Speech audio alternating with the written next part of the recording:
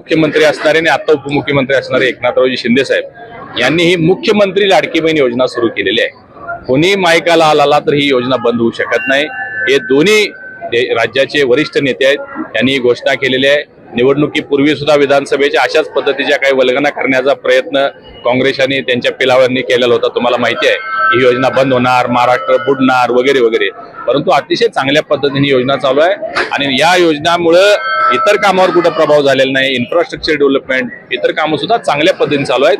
महाराष्ट्र हा देशात नंबर 1 आणण्याचं काम आमचे वरिष्ठ नेते करतील याचा मला विश्वास आहे। मुरगुड नगर परिषदेवर आपली सत्ता आली तर मारहाण मात्र होणार नाही। इथून म्हणजे पाठिंबाच्या काळात मारहाण होत होती, असा देखील आपण बोलायला लावला। खरं म्हणजे असं कुठंच होत नाही। महाराष्ट्रामध्ये एवढ्या नगरपालिका आहेत, महापालिका आहेत, परंतु या मुरगुडचा थोडासा इतिहास म्हणजे डागाळलेला आहे।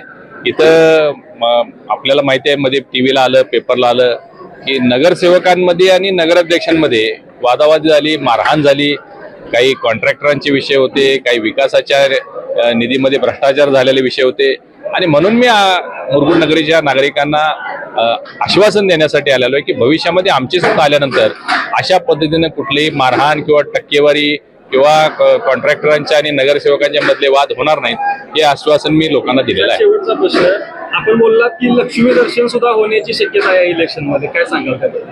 हे पहा, कागल तालुका हा म्हणजे हाय व्होल्टेज निवडणूक आहे आता मुरगुडची, यामध्ये काही होऊ शकतं आणि म्हणून नागरिकांना आम्ही म्हणजे आवाहन केलेलं आहे की कुठल्याही भूलथापांना, आश्वासनांना, कुठल्याही याला बळी पडू नका आणि आमच्याच लोकांना भारतीय जनता पार्टीच्या कमळ आणि धनुष्यबाणासमोर मतदान करा, हे मी विनंती नागरिकांना केली। विरोधक म्हणतात की तिजोरीचा किल्ला आमच्याकडे असल्यामुळे विकास आम्हीच प्रामुख्याने करू शकतो, असं विरोधकांचं मत आहे, त्याबद्दल काय?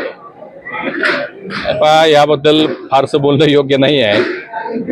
ह्या निवडणुकीमध्ये बोललेले विषय आहेत, मग निवडणुकीच्या चाव्या कोणाकडे आहेत, तिजोरी कोणाकडे आहे, या विषयावर बोलायची आवश्यकता नाही आहे। विकास आम्ही करू शकतो।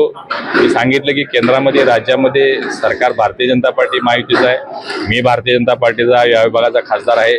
शिवसेनेचे सर्व नेते, प्रकाशराव आंबेडकर पालकमंत्री ते आमच्यासोबत आहेत, संजयदादा मंडलिक साहेब आमच्यासोबत आहेत, चंद्रकांतदादा पाटील इथं आमच्यासोबत आहेत। त्यामुळे विकासाच्या दृष्टिकोनातून तिजोरी कोणाकडे आहे, चावी कोणाकडे, याची चर्चा करण्याची काय आवश्यकता आहे असं मला वाटतं। मटन थाळी, चिकन थाळी, स्पेशल गावरान चिकन थाळी इतकंच काय, ऑर्डरनुसार मुंडी रस्सा आणि खेकडा थाळी, आणि हो, शाकाहारी लोकांसाठी खास व्हेज गावरान थाळी सुद्धा उपलब्ध आहे बरं का। चला तर मग अस्सल कोल्हापुरी जेवणाचा आनंद घेऊया। आजचा बेत फक्त रानवारा रिसॉर्ट मध्ये। संपर्क 9209 76 13 53, पत्ता कोल्हापूर पन्हाळा रोड, केरले, मानेवाडी।